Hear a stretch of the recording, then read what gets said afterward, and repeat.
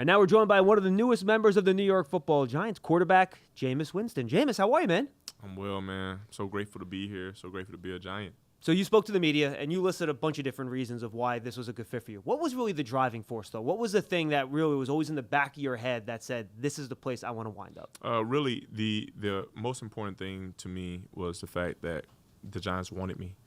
They wanted me to come here and be their quarterback. And Coach Brian Daboll has experience with making quarterbacks play at a higher level than some what may call that they're even capable of playing. So I really got a lot of respect for him and what he can do offensively. And you know, I love this team. I love how this team looks. Like, this team is not a 3-14 team. You know, this team has grit.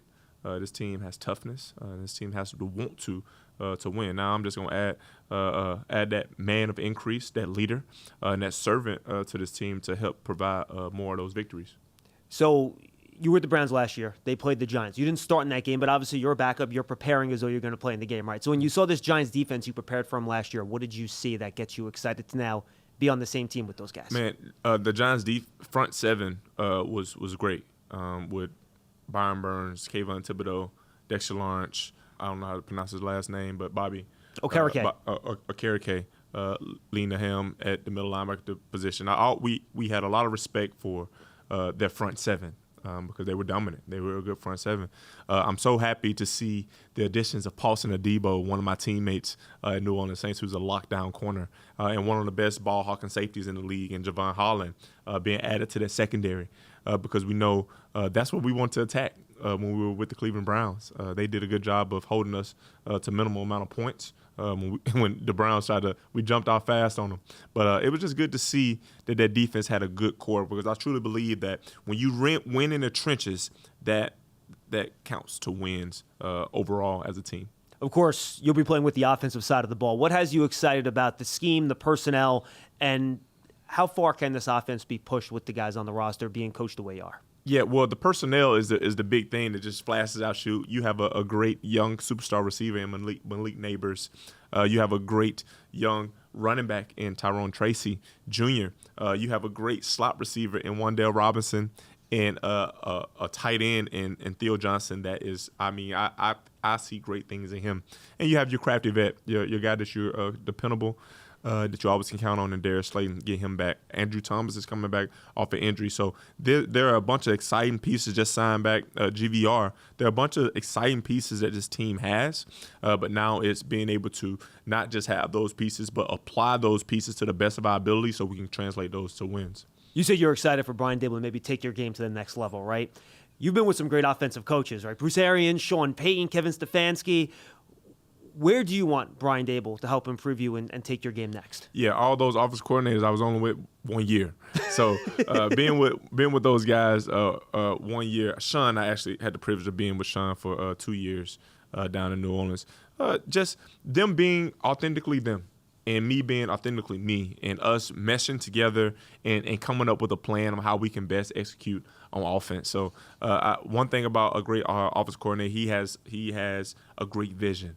And with that vision, he's able to deliver that vision to the guys, and the guys believe in it, and they go to it. So I can't wait to get to work with Coach Daboll and Mike Kafka and see how I can add to the vision of this offense. When you look back at your career, and maybe you haven't done this, what would you consider your best season in the NFL so far?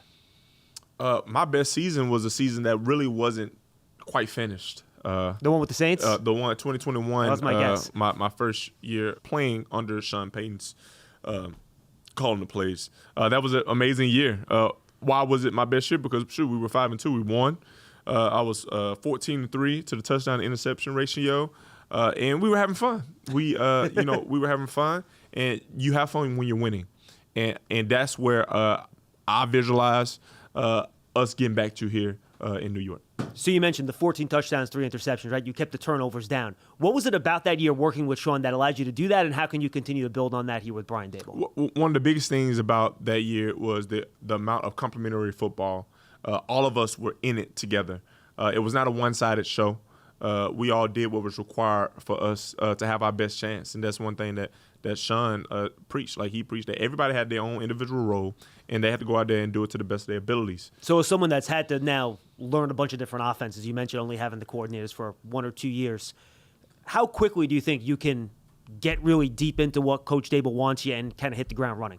Well, I believe that I am going to do my very best to grasp this scheme and perfect it whenever it's required. I believe a good offense, they have their identity of what they do, what's their core, but they also are evolving throughout self-scouting throughout the year or out after a bye week, through learning like which players do we have to highlight the most. Obviously, we have Malik Neighbors here, and I think everybody in the world is going to be finding a way to limit his touches. So the creative process and finding ways to get him the ball more often, finding ways to create matchups on the opposite side of the field with some of our young talent, like Wandale or a young Jalen Hyatt, stretching the field vertically on the defense on the opposing side, to just make teams not show too much favor to Malik because of what he did last year. Have you developed a process for learning an offense and also learning your personnel, having switched teams a couple of times now where you kind of know what you're doing now when you get into a new place and how to absorb everything? Yeah, one of the unique things about this game that the business side offers you is, understanding your personnel. That's a part that I feel like I really understood when I was a part of the New Orleans Saints, because all players have different strengths and weaknesses. So I think before you can really grasp what the offense can do, you have to grasp what the personnel can do. Because I'm a big, what I want for myself, I want for everyone type of guy. So I want to make sure that all of us are put, as a quarterback, I want to make sure that all of us are giving the right tools and have the right accessibility, I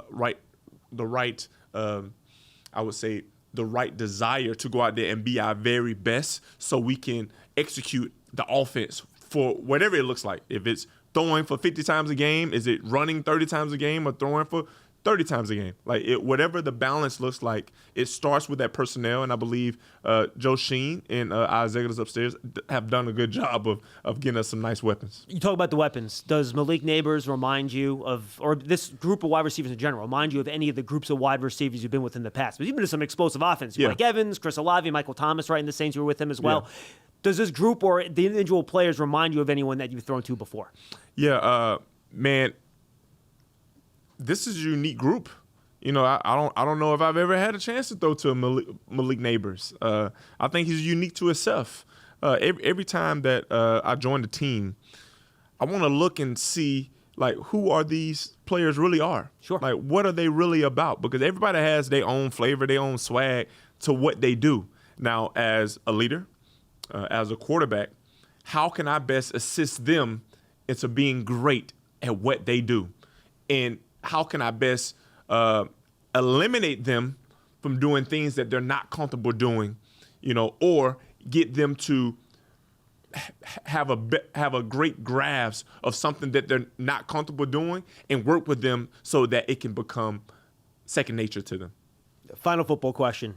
You got to play with Drew Brees Yes. in New Orleans, and you talked to the media about what a great experience that was for you learning from him. Now you're going to get to play with Russell Wilson, another Super Bowl champion. You mentioned you knew Russ through a friend. You worked with him on some business stuff. How excited are you to get in the room with him and kind of see how he operates and how he goes about his business and maybe what you can continue to learn from him? Man, I'm very excited to work with Russ. One, because I know that we are two quarterbacks that are looking for a paradigm shift.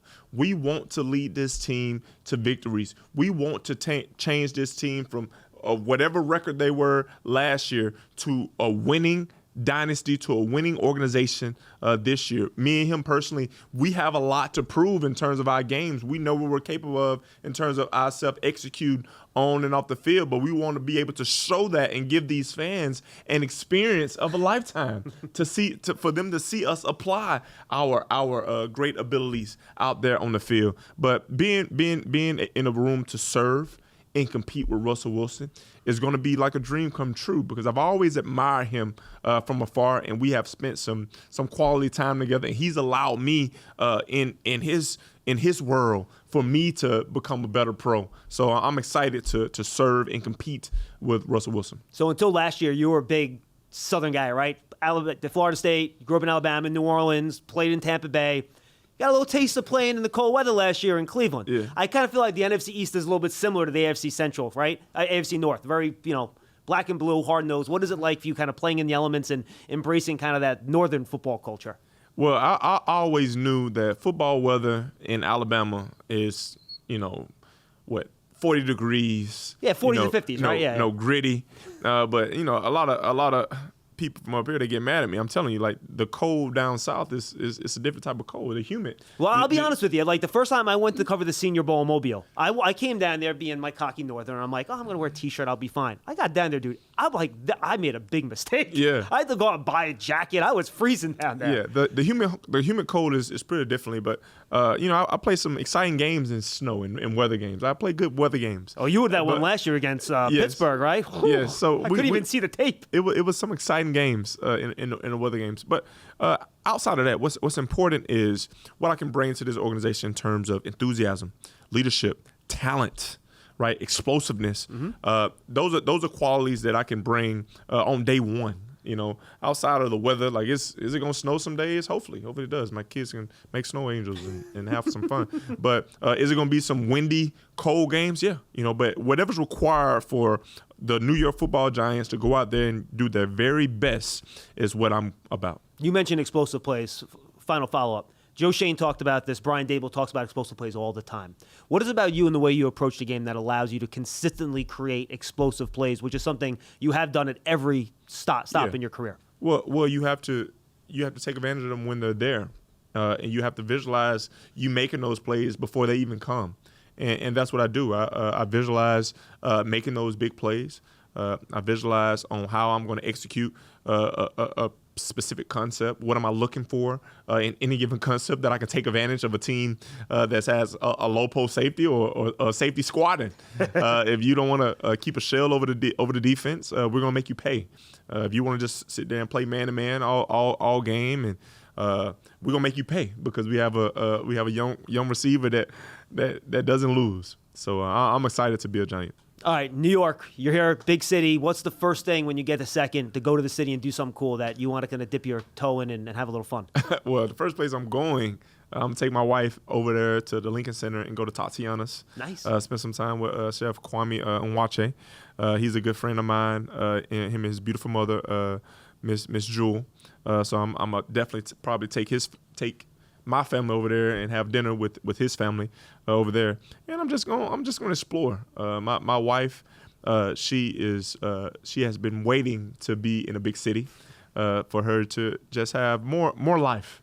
We have two young boys who How are they're 6 and 4. Oh, that's great. And they are ready to tackle the world, whatever there is to offer. So whatever every kid-friendly things that New York has to offer, maybe a Yankees game, maybe a Knicks game. But I'm just going to be a part of the people, and I'm going to be ready. There's nothing like playoffs at the Garden, man. Knicks will be in the playoffs in a couple weeks. Got to make sure you go. Oh, no, most definitely. I'll be there. Jameis, welcome aboard, man. Thank you very much. Jameis Winston, much. one of the newest members of the New York Football Giants.